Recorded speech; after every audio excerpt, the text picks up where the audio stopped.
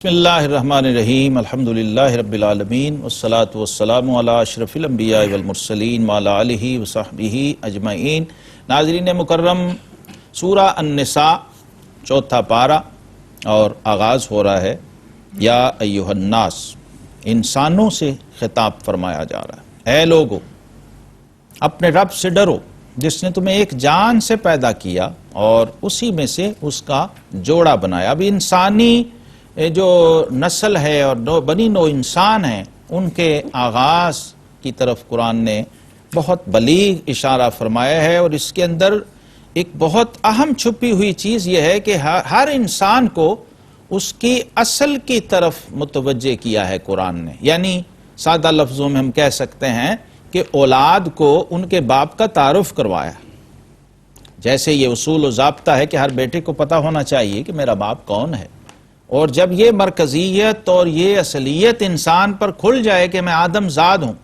اولاد آدم ہوں، آدم علیہ السلام کا بیٹا ہوں، ایک ہی وجود سے پیدا ہونے والے ہیں ہم تمام انسان، تو دیکھیے کیسی ایکتا،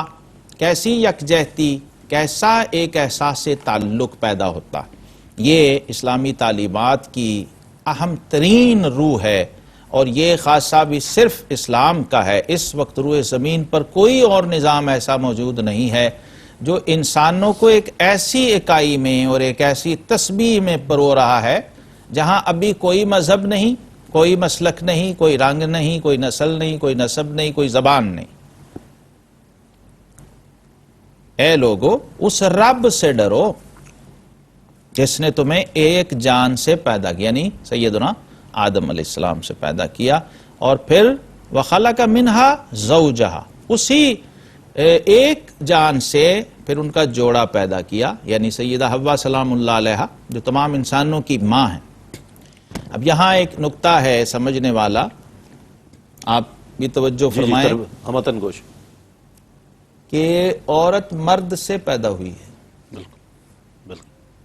اب یہاں پر جب انسانی فیملی کا آغاز ہو رہا ہے، پوری انسانیت بنی نوع انسان کی ابتدا ہو رہی ہے، تو وہ مرد سے ہے، یعنی باپ سے۔ تو اب اصل باپ ہوا۔ جب ہم اصلیت انسانی کی بات کرتے ہیں، نوع انسانی کی بات کرتے ہیں، نسل انسانی کی بات کرتے ہیں، تو وہاں اصل وجود جو ہے وہ باپ کا ہے۔ ہمارے ہاں عمومی رویہ ہے معاشرت میں کہ ماں کی بہت اہمیت ہے، ماں کی بہت شان ہے، اسلام نے بھی ماں کو 3 درجے فضیلت عطا فرمائی ہے، اس میں کوئی شک نہیں، لیکن اصلیت اور مرکزیت کے حوالے سے آج ہمیں دیکھنا ہے کہ فیملی کا جو سربراہ ہے وہ باپ ہے، اوپر سے یہی نظام چلا رہا ہے۔ تو اس لیے جو باپ کی شان ہے، باپ کی عظمت ہے، اس کو ہمیں فراموش نہیں کرنا چاہیے۔ اور آج تو یہاں قرآن تو یا ایھا الناس کہہ کے مخاطب ہے، روئے زمین کے ہر انسان کو یہ دعوت پیش کی جا رہی ہے۔ اور خطبہ حجۃ الوداع میں بھی آپ غور فرمائیں تو نبی کریم صلی اللہ تعالی علیہ وسلم نے اسی مضمون کو اپنے انداز سے بیان کیا تھا، اور اسی آیت کی روح بیان فرما دی تھی کہ اے لوگو، کلکم من آدم و آدم من تراب، تم سب آدم سے ہو اور آدم مٹی سے تھے۔ اب اس سے بھی اگلی اصل بیان فرما، واہ واہ، تمہارا وجود آدم سے ہے اور آدم کا وجود مٹی سے ہے۔ ان کو خلق الانسان من صلصال کالفخار، اللہ، ہم نے انسان کو کھنکتی ہوئی مٹی سے پیدا کیا۔ پھر آگے وہاں سے سلسلہ چل رہا ہے، وَبَثَّ مِنْهُمَا رِجَالًا كَثِيرًا وَالنِّسَاءَ، پھر آگے عورتیں، مرد اور بچے۔ اس وقت جو سلسلہ چلا تو ایک ہی وقت میں، یعنی ایک ہی حمل سے ایک بچہ اور ایک بچی، ایک لڑکا اور ایک لڑکی پیدا ہوتے تھے 6 ماہ کے حمل میں، اور 1 سال میں 4 بچے پیدا ہو رہے تھے۔ اور پھر شادیوں کا سلسلہ بھی پہلی روایتوں کے مطابق چلتا تھا کہ جو پہلے بیٹا پیدا ہوا، بعد والی بیٹی کے ساتھ اس کی شادی چلتی تھی، اور وہیں سے وہ حابیل اور قابیل والا سلسلہ بھی چلا جس کا ذکر قرآن پاک کے اندر موجود ہے۔ اور پھر ازدواجی امور، چونکہ سورہ نساء ہے، آپ جانتے ہیں خواتین کے حوالے سے یہ بہت اہم نکتہ ہے کہ قرآن میں کوئی سورت سورہ رجال نہیں ہے۔ جی، یہ جو ایک ڈھکوسلا ہے نا لوگوں کے اندر کہ یہ میل ڈومینیٹنگ سوسائٹی، دیکھیے قرآن نے سورہ نساء دی ہے، سورہ رجال نہیں دی۔ قرآن نے عورت کی کیسی شان، کیسی عظمت اور کیسی عفت اس کو ملحوظ رکھا ہے، اور کیسا اس کو پرومیننٹ کیا ہے، اس کی حرمت کو۔ اور یہ پوری تاریخ انسانی میں صرف اسلام کا کمال ہے کہ عورت کا ماں ہونا، عورت کا بیٹی ہونا، عورت کا بہن ہونا، عورت کا بیوی ہونا، الگ الگ سے ہر منصب کو، ہر مرتبے کو، ہر مقام کو متعین کیا ہے اور اس کی حدود اور قیود بیان کی۔ اب ازدواجی امور بھی سورہ نساء چونکہ احکام القرآن کا ایک بہت بڑا ماخذ ہے تو یہاں بھی کثرت سے بیان ہوئے۔ عائلی مسائل، ازدواجی مسائل، اس کو قرآن نے، شریعت اسلامی نے بہت اہمیت سے ڈسکس کیا ہے۔ آج بہت کمی ہے ہمارے ہاں جو نکاح و طلاق سے متعلق مسائل ہیں وہ ممبر پر، محراب پر موضوع بحث نہیں بنتے، جس کی وجہ سے عامت الناس اس سے بے بہرہ ہیں۔ آج ضرورت ہے تو ہمیں ازدواج کے حوالے سے جو تعلیم دی قرآن نے، فرمایا فَانْكِحُوا مَا طَابَ لَكُم مِّنَ النِّسَاءِ مَثْنَىٰ وَثُلَاثَ وَرُبَاعَ، تو نکاح میں لاؤ جو عورتیں تمہیں خوش آئیں، دو دو، تین تین اور چار چار، یعنی چار کی حد قرآن نے بیان کر دی۔ دو سے شروع کیا، پھر تین، پھر چار، یہ آخری حد ہے ایک عام آدمی کے لیے، ایک عام مسلمان کے لیے۔ لیکن فَإِنْ خِفْتُمْ أَلَّا تَعْدِلُوا فَوَاحِدَةً، اس کو مشروط کر دیا ہے عدل کے ساتھ۔ اگر تمہیں یہ خوف ہو کہ تم انصاف نہیں کر سکو گے، ان کے حقوق پورے نہیں کر سکو گے، چونکہ سلسلہ حقوق و فرائض کا ہے، میاں کے حقوق بیوی پر ہیں، بیوی کے حقوق میاں پر ہیں، پھر اس کے بعد آگے بچے پیدا ہوں گے، اولاد کے حقوق، ان کا ذکر بھی سورہ نساء کے اندر آ رہا ہے، اس پہ بھی ہم بات کریں گے۔ اور شادی جب ہوگی تو اس میں کیا ہوگا؟ مہر دینا ہوگا، مہر کی ادائیگی، یہ بھی بہت اہمیت کی حامل چیز ہے نکاح کے مسائل میں۔ تو فرمایا جب بیویوں کے مہر ادا کرو عورتوں کے تو خوشی سے دو۔ جب مہر ادا کیا جائے تو بعض دفعہ خواہی نہ خواہی جبرن لوگ دے رہے ہوتے ہیں، لیکن قرآن نے کہا ہے نہلا، خوش دلی سے ادا کرو۔ آپ لوگ نکاح میں برکت ڈھونڈتے ہیں اور بے برکتی کا رونا بھی روتے ہیں۔ آپ دیکھیے کہ جو قرآن کی بتائی ہوئی تعلیمات ہیں، جب مہر خوش دلی سے ادا کیا جائے، بر وقت ادا کیا جائے، اور یاد رہے کہ یہ صرف اور صرف اس خاتون کا حق ہے جس کی شادی ہو رہی ہے، جو دلہن بن رہی ہے، یہ ذاتی حق ہے اس خاتون کا، یہ اس کو دیا جائے گا۔ فرمایا ہاں یہ اختیار، اتھارٹی اس بیوی کے پاس ہے، اگر وہ خوش دلی سے مہر میں سے اپنے شوہر کو کچھ دینا چاہیں تو دے سکتی ہے، معاف کرنا چاہے تو معاف بھی کر سکتی ہے، اور شوہر اس کو استعمال بھی کر سکتا۔ یہاں پر مرد اور عورت کے حوالے سے بھی جو قرآن نے تعیین فرمائی اس کا ذکر بھی سورہ نساء آیت نمبر 7 کے اندر آ گیا۔ لِلرِّجَالِ نَصِیبٌ مِّمَّا تَرَکَ الْوَالِدَانِ وَالْأَقْرَبُونَ وَلِلنِّسَاءِ نَصِیبٌ مِّمَّا تَرَکَ الْوَالِدَانِ، یعنی مردوں کے لیے بھی حصہ ہے وراثت کے اندر جو ان کے ماں باپ چھوڑ گئے، اور عورتوں کے لیے بھی حصہ ہے وراثت کے اندر، اور پھر اسی طرح ماں باپ اور قرابت والے اور ترکہ جو ہے، یہ جو بھی انہوں نے چھوڑی ہے پراپرٹی یا جائیداد، وہ مرد اور عورت، بیٹے اور بیٹی، اور پھر اس کے بعد درجہ بدرجہ جو عزیز و اقارب و رشتہ دار ہیں، ان کی ریشو کو قرآن پاک نے بہت ہی اہمیت کے ساتھ بیان کر دیا ہے، اور نظام وراثت کے حوالے سے بہت ہی شدت سے کام لیا۔ کسی طرح کا اس کے اندر کوئی کمپرومائز نہیں کیا ہے، کسی طرح کی کوئی رعایت نہیں کی ہے، اور کسی کا حق دوسرے کو مارنے کی نہ اجازت دی ہے، نہ اس کا موقع فراہم کیا، پہلے سے طے کر دیا۔ وراثت میں یاد رکھنے کی بات یہ ہے کہ نبی کریم علیہ السلام نے فرمایا لا وصیۃ لوارث،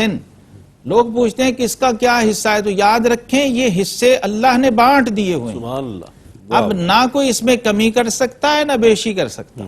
اپنی مرضی سے میں اس کو اتنا دے دوں، یہ نہیں ہے۔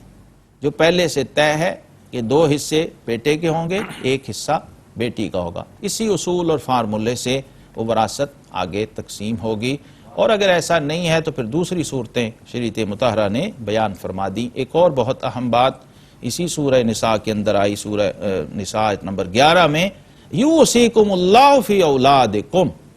فرمایا تمہارا رب تمہیں تمہاری اولاد کے بارے میں بھی حکم دیتا ہے اور وصیت فرما۔ آج والدین کے حقوق بہت بیان کیے جاتے ہیں لیکن اولاد کے حقوق کی بات نہیں ہوتی. بالکل. تو ہماری شریعت میں یاد رہے اولاد کے حقوق بھی بڑی اہمیت سے بیان کیے گئے، اور اس میں آپ دیکھیے ہمارے فقہا لکھتے ہیں کہ والدین کے حقوق کا اطلاق تب ہوتا ہے جب اولاد بالغ ہو جائے، بالکل. اور اولاد کے حقوق کا اطلاق اولاد کی پیدائش سے پہلے ہی ہو جاتا. واہ واہ واہ واہ، کیا بات، کیا بات، سبحان. دیکھیے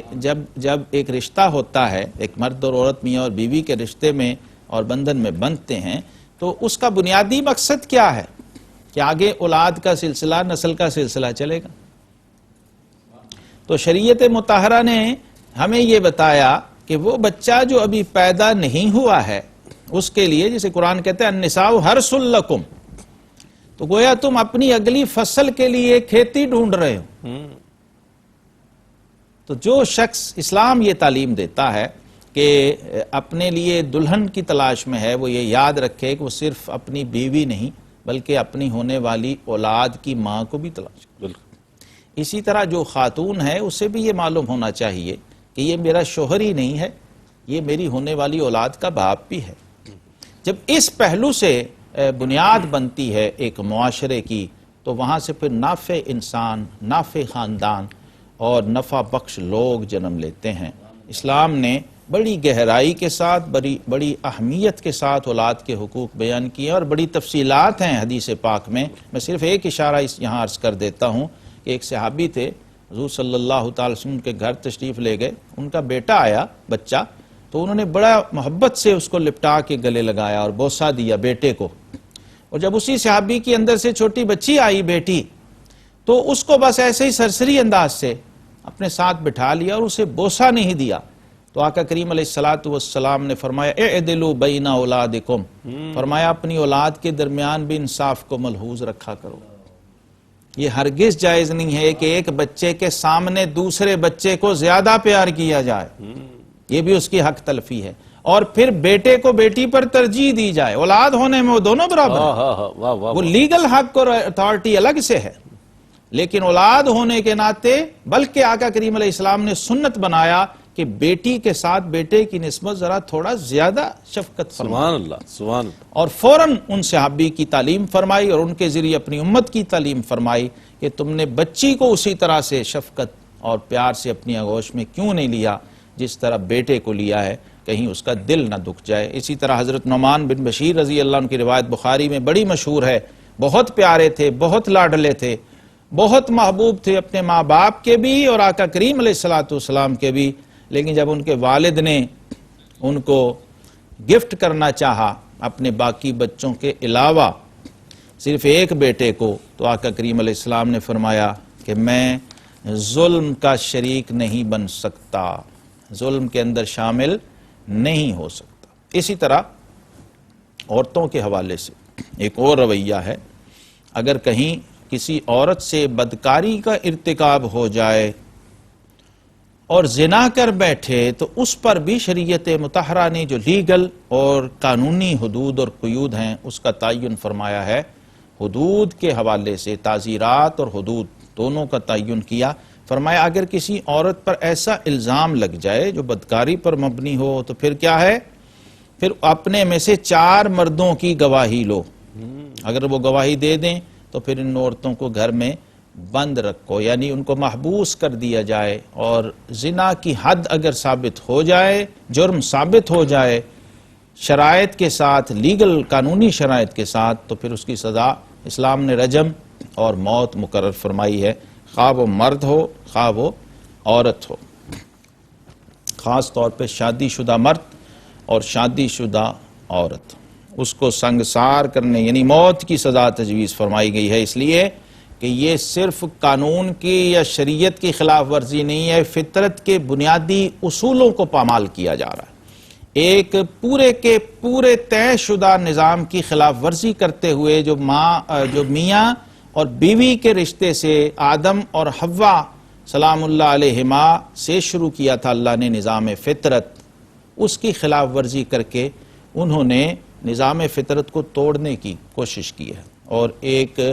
ایسا راستہ متعین کیا ہے جس سے اگلا نسل اور اگلی جو انسان پیدا ہو اس کی کوئی اصل نہ ہو، اس کی کوئی حیثیت نہ ہو اور اس کا کوئی معاشرتی سٹیٹس نہ ہو۔ آگے پھر ہمیں قرآن بار بار توبہ کا رستہ بھی دکھاتا ہے، اپنا تواب اور رحیم ہونا بھی اللہ رب العزت نے بیان کیا ہے، اور پھر دوبارہ سے جیسے پہلے بیان ہوا تھا یہاں بھی بتا دیا کہ اگر کوئی غلطی کا مرتکب ہو جائے اور نادانی کے اندر، نادانی میں یعنی لا علمی میں کسی گناہ میں کسی غلطی میں مبتلا ہو جائے تو اس کے لیے فرمایا ثم یتوبون من قریب فاولئک یتوب اللہ علیہم، یعنی گناہ کے فوراً بعد توبہ کی طرف متوجہ ہونا اور توبہ کر لینا، یہ اللہ کو بہت پسند ہے، کیونکہ وقان اللہ علیما حکیما، اللہ تبارک و تعالی اس بات کو جانتا ہے کہ جب اس نے گناہ کیا ہے یا جرم کا مرتکب ہوا ہے تو کس کیفیت میں کیا۔ ایک تو آقا کریم علیہ السلام نے اپنی امت کے لیے بشارت ارشاد فرما دی کہ اللہ رب العزت نے میری امت سے خطا اور نسیان کو پہلے ہی اٹھا لیا، اگر نہ چاہتے ہوئے یا بھول کر اس سے بھول چوک میں کوئی غلطی ہو گئی ہے تو اللہ تبارک و تعالی اس کو معاف فرما دیتے ہیں، اور اگر اس بندے کو اپنے گناہ کا احساس ہو جائے اور وہ فوراً توبہ کی طرف رجوع کر لے تو یہاں تک حدیث پاک میں ہے کہ یہ جو دائیں طرف والا نیکیاں لکھنے والا فرشتہ ہے یہ بائیں طرف والے فرشتے کو کہتا ہے کہ ابھی ذرا ٹھہر جاؤ، شاید یہ توبہ کر لے، تو گویا اس کے نامہ اعمال میں وہ بدی اور وہ گناہ درج ہونے سے پہلے ہی معاف ہو جاتا ہے اگر بندہ بر وقت توبہ کر لے، کیونکہ التائب من الذنب کمن لا ذنب لہ، فرمایا گناہ سے توبہ کرنے والا ایسا ہے جیسا کہ اس نے گناہ کیا ہی نہیں۔ وآخر دعوانا ان الحمدللہ رب العالمین۔ ناظرین، اگر آپ ایسی ہی مزید ویڈیوز دیکھنا چاہتے ہیں تو ہمارا ARYQ کا چینل سبسکرائب کیجئے اور بیل آئیکن کا بٹن دبانا نہ بھولیے تاکہ آپ سے کوئی پسندیدہ پروگرام مس نہ ہو جائے۔